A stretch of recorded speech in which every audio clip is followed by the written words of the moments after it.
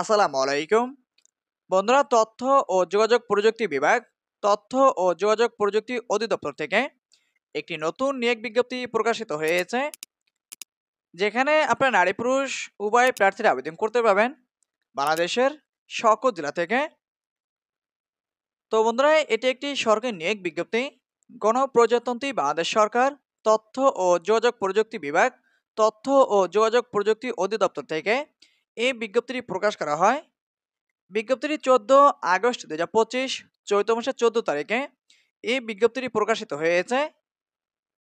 তো আমি সংক্ষিপ্ত আকারে আলোচনা করে আপনাদেরকে বোঝানোর চেষ্টা করব তথ্য ও প্রযুক্তি বিভাগ অধিদপ্তরে আবেদন করতে কি কি কাগজপত্র প্রয়োজন হবে এবং কারা কারা আবেদন করতে পারবেন, কত টাকার বিনিময়ে আবেদন করা যাবে, সব কিছুই তুলে ধরবো এই ভিডিওর মাধ্যমে।